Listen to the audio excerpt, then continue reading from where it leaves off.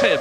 Now, Alesi hasn't had the best of seasons in 1999. He's failed to finish 5 times out of the 6 races we've already had. He got 1 World Championship point at the San Marino Grand Prix. We're with him now. And hopefully, the producer will stay with Alesi, and we'll be able to see whether Mika Häkkinen tries a late-breaking move yet again. No, Alesi's got him ticked. Alesi quite slow on the apex of Adelaide every time, but he's certainly braking late. Always was a good late breaker, Jean Alesi. And interestingly, actually 500ths of a second faster on the previous lap than Mika Häkkinen. So Alesi driving a stormer, quicker than Barrichello, who's currently leading.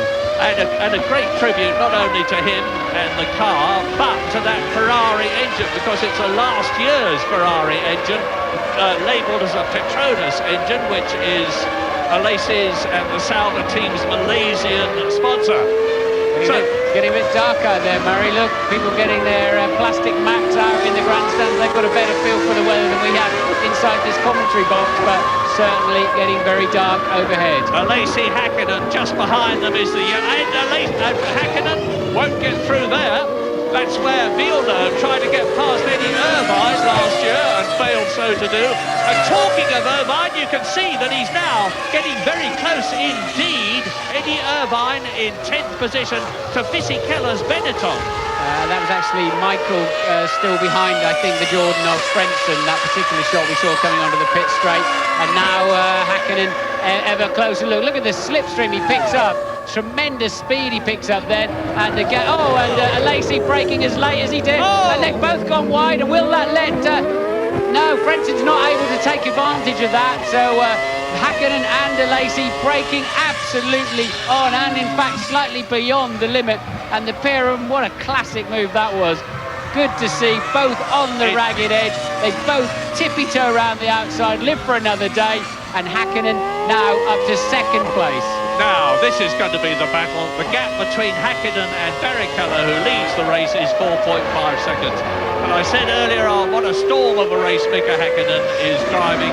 This is the man who won the Brazilian Grand Prix, who won in Spain, who won in Canada 2 weeks ago to take the lead in the World Championship. Here's the replay. See Alesi lock up his tyres. The glowing disc brakes of Mika Häkkinen's car appear on the right.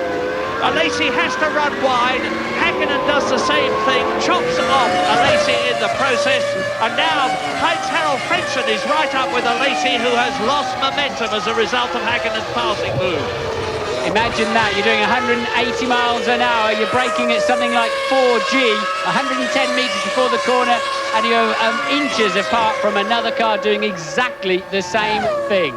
We're going to take a quick break. We'll be back after these messages.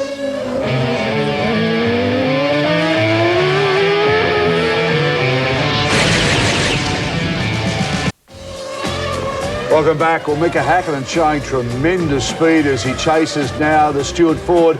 This could be exciting, AJ, because it is going to rain. There's no doubt about that. Well, exactly. And as you can see here, it's Barrichello, Häkkinen, Alesi, Frentzen, Schumacher and Panis. But certainly Mika Häkkinen on a charge. Unbelievable. And Michael Schumacher being fairly quiet by his standards. Lack of speed. The Ferrari's very slow. Well, it appears to be, but it's not exactly a circuit that has a lot of straights. It's more of a handling circuit, but I would have expected him to be a lot further up than what he is. But Mika's really doing a great job. But for me, if the rain cloud comes and puts a little bit of water on the track, it'll make it a lot more interesting. All right, let's go back to Murray Walker and Martin Brundle. 18th position. There have been those 3 retirements from Coulthard, Deniz and Johnny Herbert. And Mika Häkkinen rounds the left-hander, goes up towards Imola, the right and left towards the end of the circuit. Now, the gap between Häkkinen and Barrichello has come down by nearly a second. It was 4.2 seconds, and Häkkinen really gets out of shape there. 3.3 seconds is the gap now. I think it's raining. Look at the umbrellas, Murray. It started to rain. So as they promised a while into the race, it's starting to rain. Now they're going to have to be careful. Yeah, this is where driver skill to the nth degree is going to be called for. The gap as Barrichello goes across the line, followed by Häkkinen.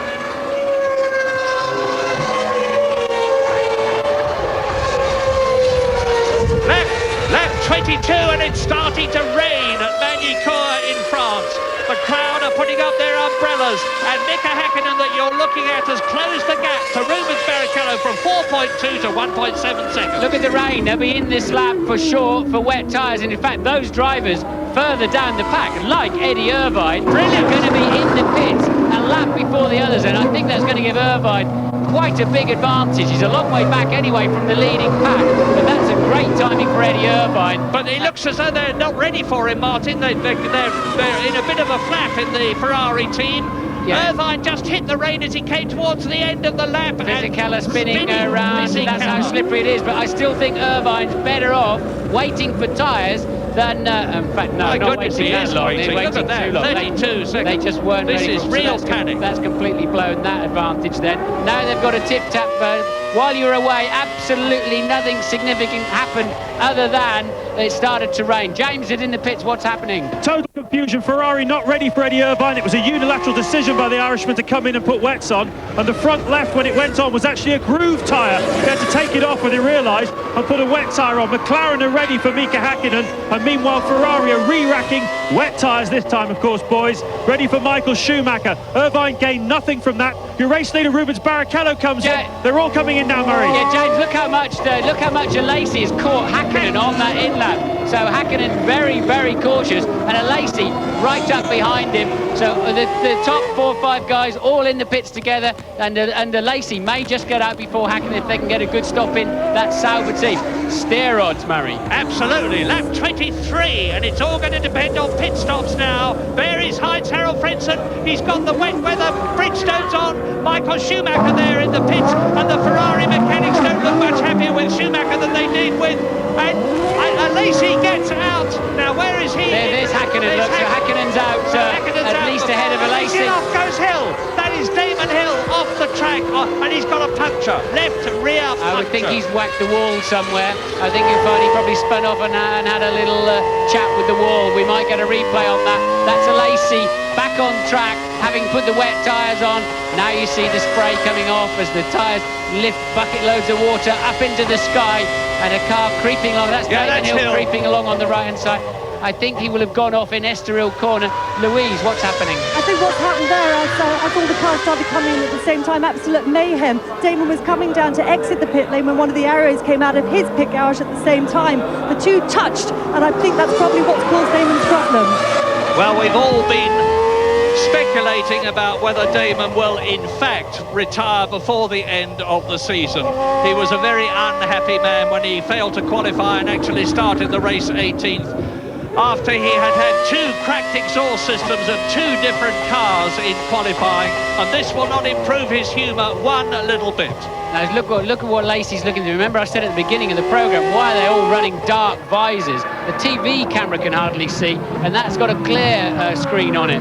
So now those drivers that chose the very dark screens are going to be struggling as visibility is heavily impaired. Now remember, in the wet practice yesterday, Häkkinen really did struggle with his car, and in the wet warm-up this morning, Murray. Yeah, whereas Michael Schumacher and Eddie Irvine in particular, who you are watching now, were flying. And on lap 23, Rubens Barrichello has the lead from Mika Häkkinen, with John Alesi in 3rd position. So, things have turned good again for Rubens Barrichello in the white Stewart. We're looking at him now with Häkkinen behind him in these appalling conditions.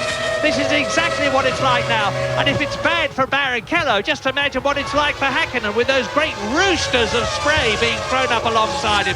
And Alesi is in 3rd position. You're looking at the top 3 now, with Alesi closing on Häkkinen, Häkkinen closing on Barrichello. 4th is Frentzen. And in 5th position, Michael Schumacher ahead of Olivier Panis. What a race. That's a replay of Damon Hill's problem. Louise said there was a touch in the pit lane. That's where he got that puncture from. But Barrichello being extremely cautious in the lead of this Grand Prix. There's nowhere near as much standing water yet as there was in qualifying yesterday, so I don't see any signs of the aquaplaning that caused them so much problems, and for sure they will have lifted Häkkinen's car, and he certainly seems actually to be the happiest one of the front 3 at the moment. But there's a wheel gun in the pit lane. Where's that from? James what's the news? Well, Murray, Damon Hill comes crawling in. I told you it was going to rain half an hour into the race. 31 minutes in, and sure enough, it started raining. Absolutely fascinating. Now, I was looking at the figures before, and one of the reasons possibly why Michael Schumacher couldn't keep pace with Mika Hakkinen was because he put a bit of extra wing on the grid. His straight line speed was 289 kilometres an hour compared to Hakkinen's 303.